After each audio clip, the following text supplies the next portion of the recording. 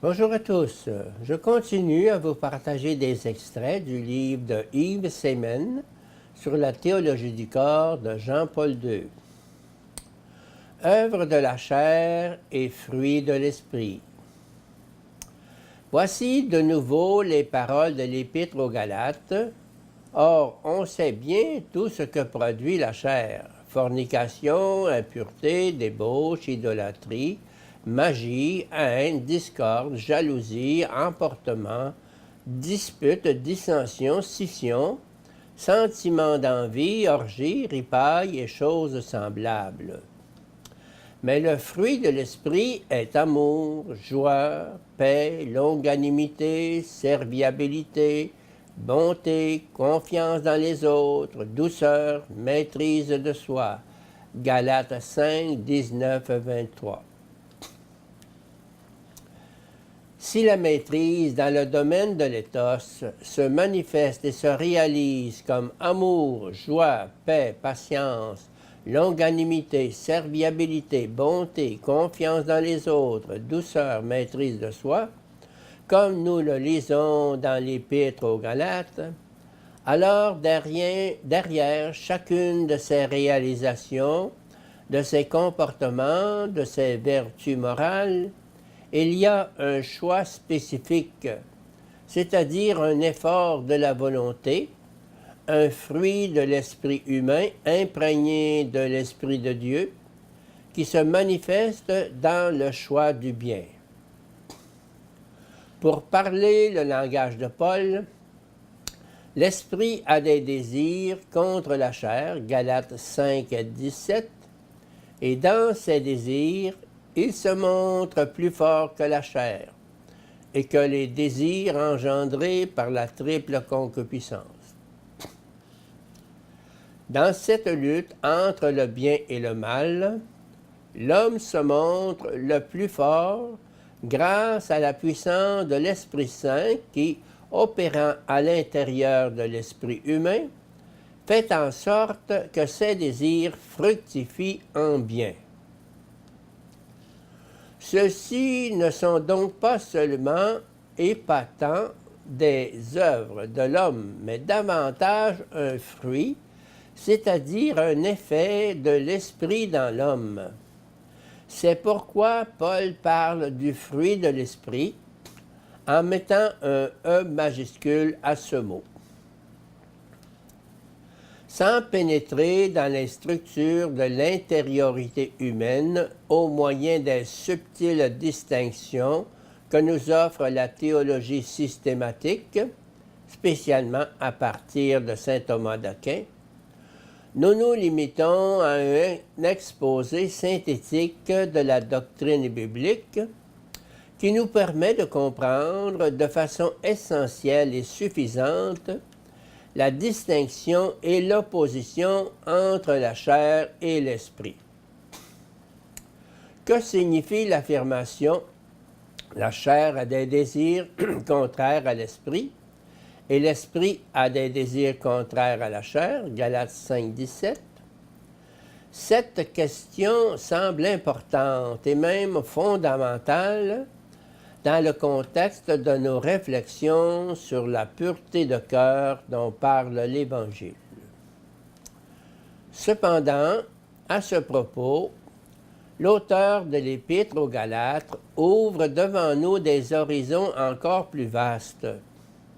Dans cette opposition entre la chair et l'esprit de Dieu, entre la vie selon la chair et la vie selon l'esprit, se trouve la théologie paulinienne de la justification, c'est-à-dire l'expression de la foi dans le réalisme anthropologique et éthique de la rédemption accomplie par le Christ, que Paul, dans le contexte que nous connaissons déjà, appelle aussi rédemption du corps.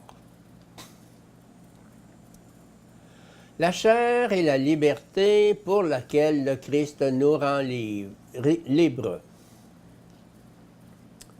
Saint Paul aux Romains. Ainsi donc, mes frères, nous sommes débiteurs, mais non point envers la chair, pour devoir vivre selon la chair.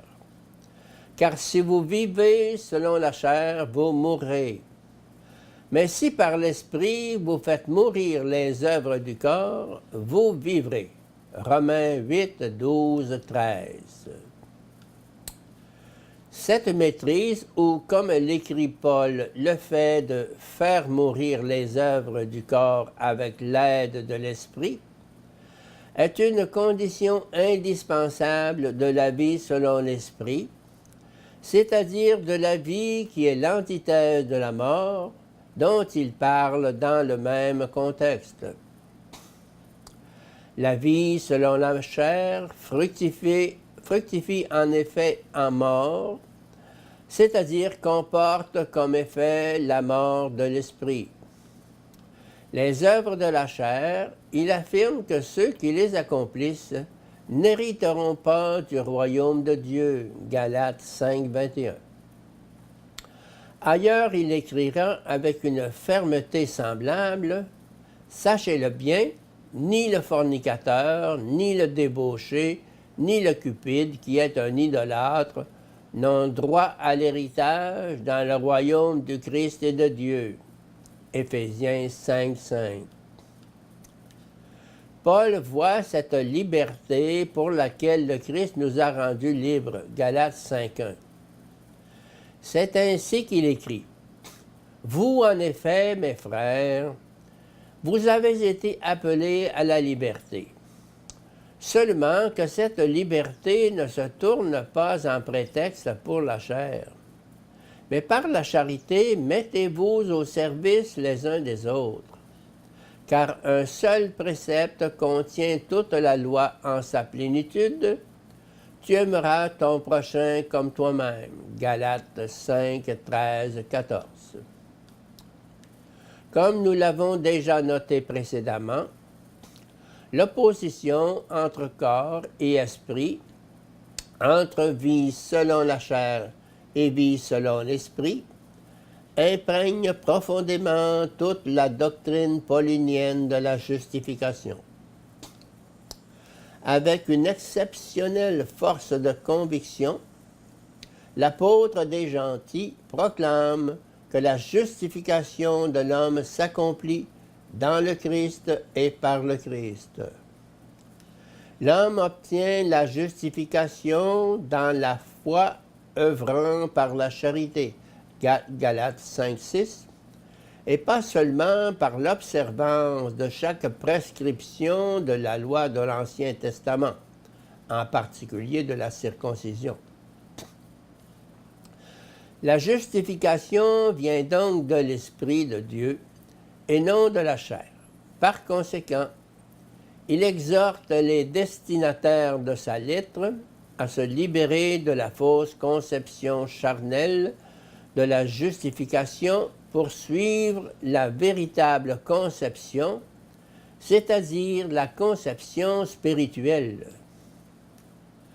Dans cette perspective, il les exhorte à se considérer libres vis-à-vis de la loi, et encore plus à être libres de la liberté par laquelle le Christ nous a rendus libres.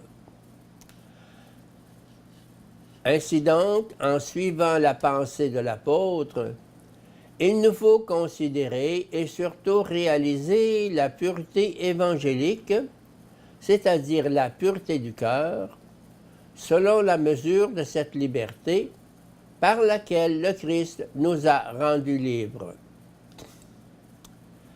Bien que le passage que nous venons de citer, Galates 5, 13, 14, se réfère avant tout au thème de la justification, l'apôtre, toutefois, veut explicitement faire comprendre ici la dimension éthique de la mise en opposition entre le corps et l'esprit, c'est-à-dire entre la vie selon la chair et la vie selon l'esprit. En fait, il touche précisément ici le point essentiel en dévoilant, pour ainsi dire, les racines anthropologiques même de l'éthos évangélique. En effet, si toute la loi morale de l'Ancien Testament, trouve sa plénitude dans le commandement de la charité, la dimension du nouvel éthos évangélique n'est rien d'autre qu'un appel adressé à la liberté humaine, un appel à sa plus pleine réalisation, et en un certain sens à la plus pleine utilisation des potentialités de l'esprit humain. Le Christ nous a libérés pour que nous restions libres précisément en ce sens qu'il nous a manifesté la subordination éthique et théologique de la liberté à la charité et qu'il a lié la liberté au commandement de l'amour. Entendre ainsi la vocation à la liberté, vous, mes frères, vous avez été appelés à la liberté, Galates 5,13, signifie constituer l'éthos dans lequel se réalise la vie selon l'Esprit. Le Christ, en effet, a réalisé et manifesté la liberté qui trouve sa plénitude dans la charité, la liberté grâce à laquelle nous sommes au service les uns des autres, en d'autres termes, la liberté qui devient source d'œuvres nouvelles et de vie selon l'Esprit.